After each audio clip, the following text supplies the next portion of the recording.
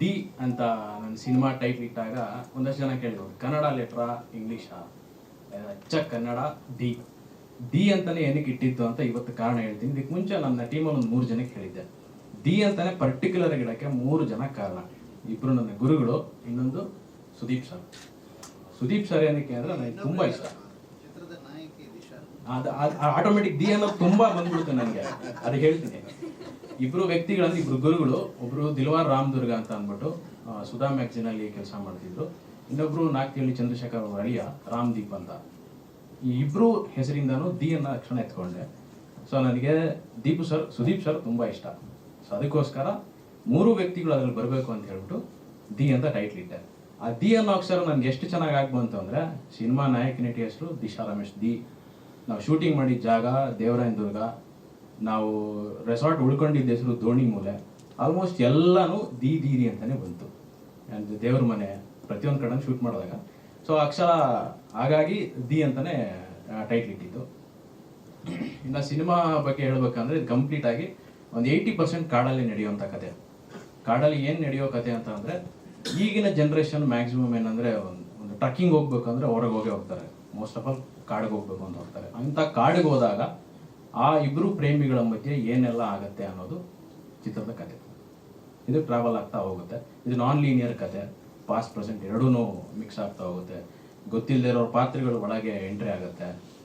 ಕೊನೆಗೆ ಏನಾಗುತ್ತೆ, ಆ ದಿ ಅಂದ್ರೆ ಏನು, ಅದೆಲ್ಲ ಸಿನಿಮಾದಲ್ಲೇ ನೋಡಬೇಕು. ಸರ್, ಇದು 2ನೇ ಸಿನಿಮಾ. ಇದಕ್ಕೆ ಮುಂಚೆ ಮಾಡಿದ್ದ ಸಿನಿಮಾ ರಿಲೀಸ್ ಆಗಲಿಲ್ಲ. ಕಡೆಮನೆ ಅಂತ ಒಂದು ಮಾಡಿದ್ದೆ, ಸೆನ್ಸಾರ್ ಕೂಡ ಆಯಿತು, ರಿಲೀಸ್ ಆಗಿಲ್ಲ. ಕೋವಿಡ್ ಕಾರಣದಿಂದ ಅದು ರಿಲೀಸ್ ಆಗಲಿಲ್ಲ. ಸೊ ಹಾಗಾಗಿ ಇದೇ ಅಫಿಷಿಯಲ್ ಆಗಿ ಮೊದಲನೇ ಸಿನಿಮಾ.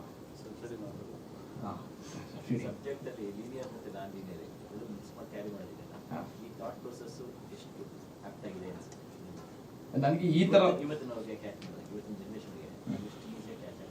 ಅಂದರೆ ಸರಳವಾಗಿ ಕತೆಗಳನ್ನ ಹೇಳ್ಕೊಂಡು ಹೋಗೋದಕ್ಕಿಂತ ನಾನ್ ಲೀನಿಯರ್ ಕತೆ ಹೇಳಿದ್ರೆ ಅವ್ರ ತಲೆಗೂ ಸ್ವಲ್ಪ ಒಳ ಬಿಟ್ಟಂಗೆ ಆಗುತ್ತೆ. ನೋಡ್ತಾರೆ, ಕ್ಯೂರಿಯಾಸಿಟಿ ಹುಟ್ಟುತ್ತೆ. ಇದನ್ನ ಅವರೇ ಲಿಂಕ್ ಮಾಡ್ಕೋತಾರೆ, ಇದೆಲ್ಲ ಆಯಿತು ಅಲ್ಲ ಆಗಿದ್ದು ಅನ್ನೋದು. ಸೊ ಚಿತ್ರಕಥೆ ಬರಿಬೇಕಾದ್ರೆ ಅದನ್ನ ನಾನ್ ಲೀನಿಯರ್ಲೇ ಬರೆಯೋಣ, ಸರಳವಾಗಿ ಹೇಳೋದು ಬೇಡ, ಅದು ಸ್ವಲ್ಪ ಪಾಸ್ಟ್ ಪ್ರೆಸೆಂಟ್ ಎರಡೊಂದು ಮಿಕ್ಸ್ ಮಾಡ್ಕೊಂಡು ಬರೆಯೋಣ ಅಂತ ಅಂದ್ಕೊಂಡು ಬಂದಿದ್ದೆ.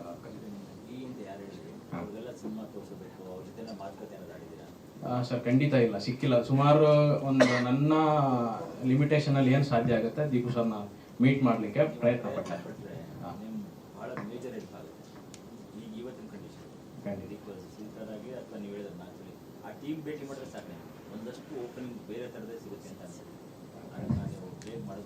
ಖಂಡಿತ ಸರ್, ನಾನು ಪ್ರಯತ್ನ ಪಟ್ಟಿದ್ದು, ಸ್ಟಿಲ್ ಪಡ್ತಾ ಇದ್ದೀನಿ. ಆ್ಯಕ್ಚುಲಿ ಬೇರೆ ಏನೋ ಅನ್ಕೊಂಡಿದ್ದೆ, ಬಟ್ ಅದಾಗಲಿಲ್ಲ ನನ್ನ ಕೆಲವೊಂದು ಅಡಕು ತೊಡಕುಗಳಿಂದ. ಬಟ್ ಇನ್ನು ಸ್ವಲ್ಪ ದಿನದಲ್ಲಿ ಮ್ಯಾಕ್ಸಿಮಮ್ ಪ್ರಯತ್ನ ಪಡ್ತೀನಿ ಸರ್.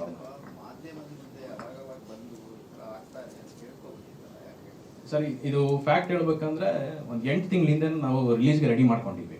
ಆವಾಗಲೇ ನಮ್ಮ ಹತ್ರ ಒಂದು ಸಣ್ಣ ಮಟ್ಟದಲ್ಲಿ ಅಮೌಂಟ್ ಇತ್ತು. ಇರೋ ಸತ್ಯ ಎಲ್ಲ ಹೇಳ್ಬಿಡ್ತೀನಿ, ಮುಚ್ಚಿಡೋದೇನು ಇದರಲ್ಲಿ. 8 ತಿಂಗಳಿಂದ ನಾವು ರಿಲೀಸ್ ಡೇಟ್ ಮಾರ್ಚಲ್ಲಿ ಬರಬೇಕು ಅಂತ ನಾವು ಪ್ಲಾನ್ ಮಾಡ್ಕೊಂಡ್ವಿ. ನಾವು ಮಾಡ್ಕೊಂಡಂಥ CG ವರ್ಕ್ ನಮಗೆ ಒಂದು ಸ್ವಲ್ಪನೂ ಚೆನ್ನಾಗಿ ಬರಲಿಲ್ಲ. ಎಲ್ಲೋ ಒಂದು ಕೊಟ್ಟಿದ್ವಿ ಇಲ್ಲೇ, ಬಟ್ ಅದು ಚೆನ್ನಾಗಿ ಬರಲಿಲ್ಲ. ಮತ್ತೆ ಅದನ್ನ ಹೋಗಿ ರೀಶೂಟ್ ಮಾಡಿಕೊಂಡು ಅದು CG ವರ್ಕ್ ತೊಗೊಂಡು ಬಂದಾಗ ನಮ್ಗೆ 7 ತಿಂಗಳು ಟೈಮ್ ತಿಂದಾಕ್ಬಿಡ್ತದೆ. ಸೊ ನಮ್ಗೆ ಇದೇ ಥರ ಬೇಕು. ಯಾಕಂದರೆ ನಮ್ಮ CG ಈಗ ನೀವು ಕರಡಿಯನ್ನು ಏನು ಸ್ಕ್ರೀನ್ ಮೇಲೆ ನೋಡಿದ್ವಲ್ಲ, ಅದು ಕರಡಿ ರೆಂಡ್ರಿಂಗ್ ಪ್ರೋಸೆಸ್ಸೇ ನಮಗೆ 3 ರಿಂದ 4 ತಿಂಗಳು ಆಗೋಯ್ತು. ಅದನ್ನ ಇಲ್ಲಿ ಮಾಡಿಸಿದಲ್ಲ, ಉಜ್ಬೇಕಿಸ್ತಾನಲ್ಲಿ ಮಾಡಿಸಿದ್ದು. ಸೊ ರೆಂಡರ್ ಪ್ರೋಸೆಸ್ ಮಾಡಿಸಿದ್ದು US ಅಲ್ಲಿ.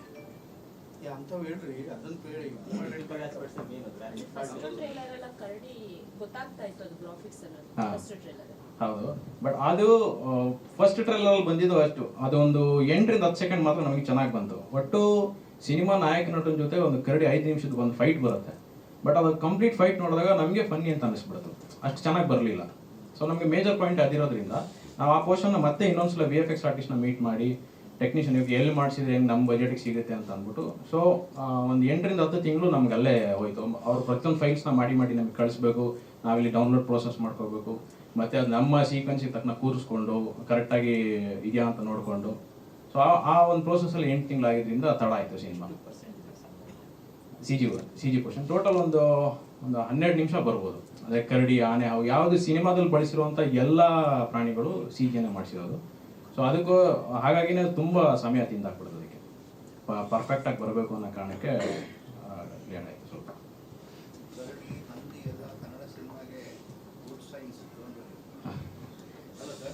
ಖಂಡಿತ.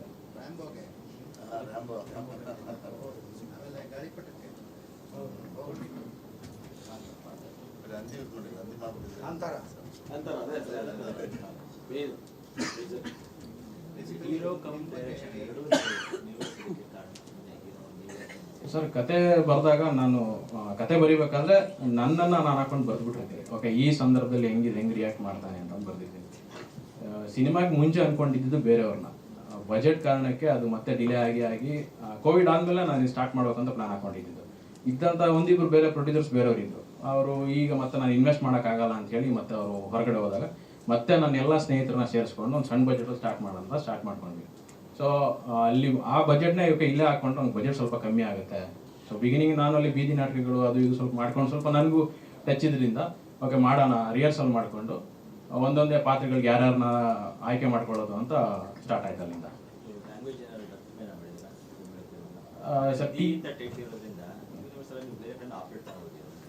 ಮಾತುಕತೆ ನಡೀತಿದೆ ಸರ್. ಅವ್ರಲ್ಲಿ ಫಸ್ಟ್ ಪ್ರಿಫರೆನ್ಸ್ ಏನು ಕೇಳ್ತಾರೆ ಅಂದರೆ ಹೀರೋ ಹೊಸಬಾ ಮಾತುಕತೆ ಒಂದು ಎಲ್ಲ ಆಗುತ್ತೆ. ಸಿ ಜಿ ಪೋರ್ಷನ್ ಚೆನ್ನಾಗಿದೆ ಅಂತ ಹೇಳ್ತಾರೆ. ಹೀರೋ ಹೊಸಬ್ರು ಇದ್ದಾರೆ, ರಿಲೀಸ್ ಮಾಡಿ ಆಮೇಲೆ ನೋಡೋಣ. ಸೊ ಈ ಕ್ವಶನ್ ಮುಂದೆ ಹೇಳ್ತಾರೆ. ಸೊ ಆಲ್ಮೋಸ್ಟ್ ಈಗ ಎಂಡಿಂಗ್ ಬಂದಾಗ ನಮ್ಮ ಬಳಿ ರಿಲೀಸ್ ಮಾಡಲಿಕ್ಕೂ ಈಗ ಸರ್ ಕೇಳಿದೀಗ ಈಗಲೇ ನಮಗೆ ಗೊತ್ತಾಗ್ತಿರೋದು ಅಂತ ಅಂದ್ಬಿಟ್ಟು ನಾವು ಬಜೆಟ್ ಈಗ ಪ್ರಮೋಷನ್ಗೆ ಅಂತ ಹೋದಾಗ ಅವ್ರು ಕೊಡೋ ಬಜೆಟ್ ನೋಡಿನೇ ಭಯ ಆಗ್ಬಿಡುತ್ತೆ. ಯಾಕಂದ್ರೆ ಅಷ್ಟು ದೊಡ್ಡ ಬಜೆಟ್ ಇರುತ್ತೆ. ತಪ್ಪು ಅಂತ ಹೇಳ್ತಿಲ್ಲ, ಯಾಕಂದ್ರೆ ನಮ್ಮ ಬಳಿ ಅಷ್ಟು ಇರಲ್ಲ ಎಂಡಿಂಗ್ ಮೂಮೆಂಟಿಗೆ ಬಂದಾಗ.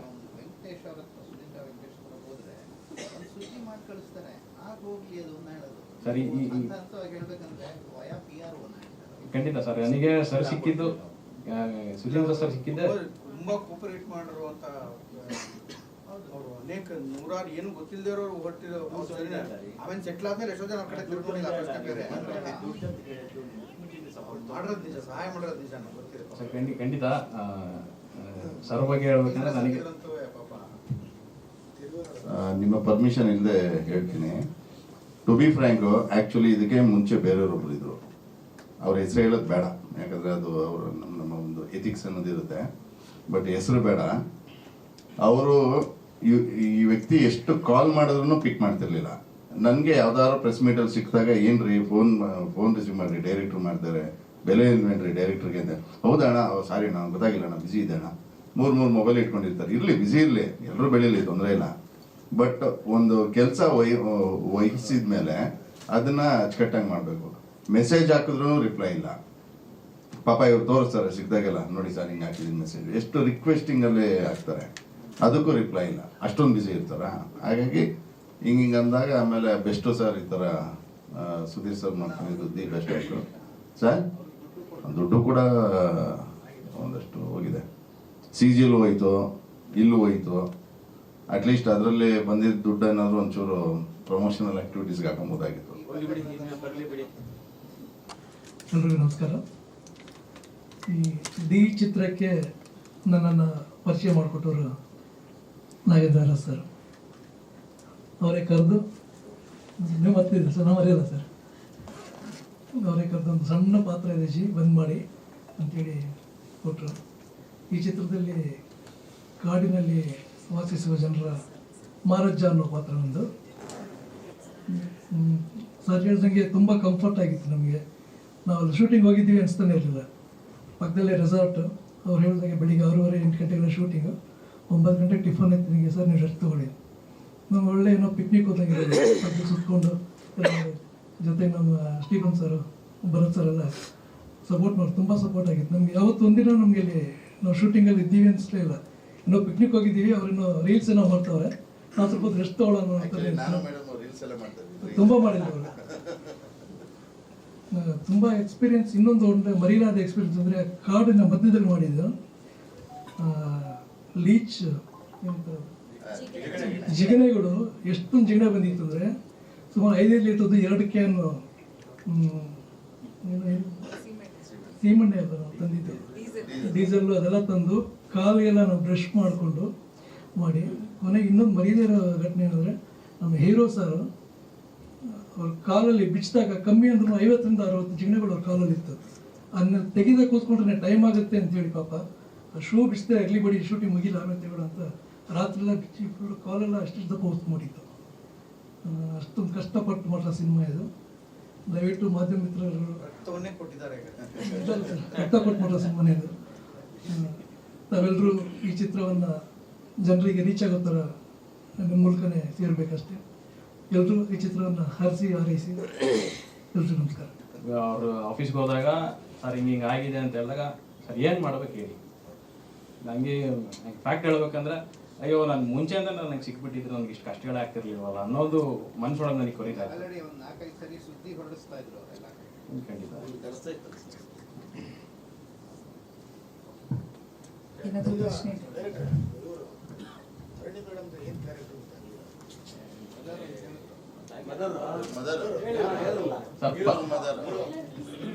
ಪದ್ಮ ಅನ್ನೋ ಇದರಲ್ಲಿ ಕ್ಲಿನಿಕಲ್ ಸೈಕಾಲಜಿಸ್ಟ್ ಪಾತ್ರವನ್ನು ಮಾಡಿದ್ದಾರೆ. ನಾನು ಇದರಲ್ಲಿ ಅನಿಮಲ್ ಸೈಕಾಲಜಿಸ್ಟ್, ಅವರದಲ್ಲಿ ಕ್ಲಿನಿಕಲ್ ಸೈಕಾಲಜಿಸ್ಟ್ ಪಾತ್ರ. ಒಂದೇ ಒಂದು ಶಾರ್ಟ್ ಹಾಕಿದ್ರಲ್ಲ ಅದಕ್ಕೆ ಬೇರೆ ಏನೇನೋ ಯೋಚನೆ ಪಡ್ತಾರೆ. ಅವರು ಬರೀ ಒಂದೇ ಒಂದು ಸೀನ್ ದುಡ್ಡು ಕೊಡ್ದು ಅದ್ಲೇನೋ ಒಂದು ಎಕ್ಸ್ಪ್ರೆಷನ್ ಇದೆ. ಆ ಎಕ್ಸ್ಪ್ರೆಷನ್ ಫೀಲ್ ಬೇರೆ ಏನೇನೋ ಹೇಳ್ತಾರೆ ನಮ್ಮ ತಲೆಯಲ್ಲಿ. ಅದಕ್ಕೆ ಬಂದ್ಬಿಡುತ್ತೆ ಸೀನ್.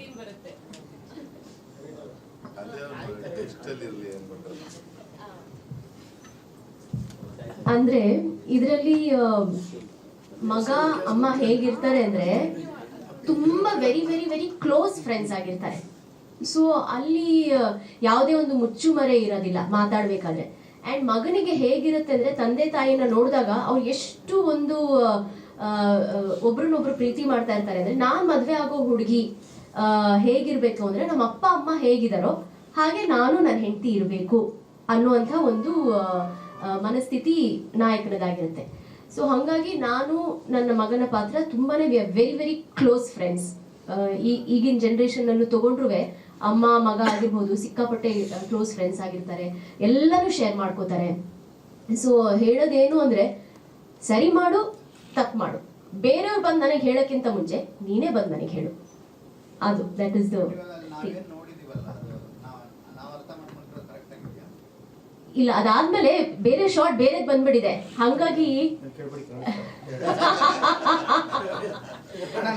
ಅನ್ಸತ್ತೆ ನೀವು ಅದು ಕ್ಯೂರಿಯಾಸಿಟಿ ಹುಟ್ಟಿಸಿದೆ ಅಂದ್ರೆ ಅದು ಒಳ್ಳೇದೇ ಅಲ್ವಾ ಸರ್? 15 ನೋಡಿ ಚೆನ್ನಾಗಿ ಬರೆದು 14 ಎಸ್, ದಯವಿಟ್ಟು ನಿಮ್ಮೆಲ್ಲರ ಪ್ರೋತ್ಸಾಹ ಸಹಕಾರ ಆಶೀರ್ವಾದ ಬೇಕು. ಮೇ 16 ನಮ್ಮ ದಿ ಸಿನಿಮಾ ರಿಲೀಸ್ ಆಗ್ತಾ ಇದೆ. ದಯಮಾಡಿ ಎಲ್ಲರೂ ಚಿತ್ರಮಂದಿರಕ್ಕೆ ಬಂದು ಚಿತ್ರವನ್ನ ನೋಡಿ ಹರಸಿ ಹಾರೈಸಿ ಪ್ರೋತ್ಸಾಹಿಸಿ. ಧನ್ಯವಾದ. ಒಂದೇ ಒಂದು ಸೆಕೆಂಡು, ನಾನು ಈ ವೇದಿಕೆ ಒಂದು ಬಳಸ್ಕೊಂಡು ಒಂದು ಹೇಳ್ತೀನಿ. ಬಿಯಾಂಡ್ ದಿಸ್ ಒಳ್ಳೊಳ್ಳೆ ಪ್ರತಿಭೆಗಳಿದ್ದಾರೆ. ಈ ಕೆಲವು ಯಾರು ಈ ಸ್ಟಾರ್ ಡೈರೆಕ್ಟರ್ಸು ಸ್ಟಾರ್ ಹೀರೋಸ್ ಅಂತ ಇದ್ದಾರೆ, ಅವ್ರುಗಳು ಈ ಸಿನಿಮಾನ ನೋಡಿ ಅಟ್ಲೀಸ್ಟ್ ಒಂದು ಟ್ರೈಲರ್ ಆದರೂ ನೋಡಿದ್ರೆ ಒಳ್ಳೆ ಪ್ರತಿಭೆಗಳು ಇಬ್ಬರಿದ್ದಾರೆ. DOP ಭರತ್, ಆಮೇಲೆ ನಮ್ಮ ಸ್ಟೀವನ್ ಸತೀಶ್ ಅವರು ಒಳ್ಳೊಳ್ಳೆ ಪ್ರತಿಭೆ ಇದ್ದಾರೆ. ಇದನ್ನ ಒಂದು ಬಳಸ್ಕೊಳ್ಳಿ, ನಮ್ಮ ಇಂಡಸ್ಟ್ರಿಗೂ ಒಂದು ಒಳ್ಳೆ ಹೆಸರಾಗುತ್ತೆ. ಒಂದು ವಿಭಿನ್ನವಾಗಿ ಮಾಡಿದ್ದಾರೆ, ಕೆಲಸ ಮಾಡಿದ್ದಾರೆ, ಕಷ್ಟಪಟ್ಟಿದ್ದಾರೆ, ಚೆನ್ನಾಗೂ ಇದೆ.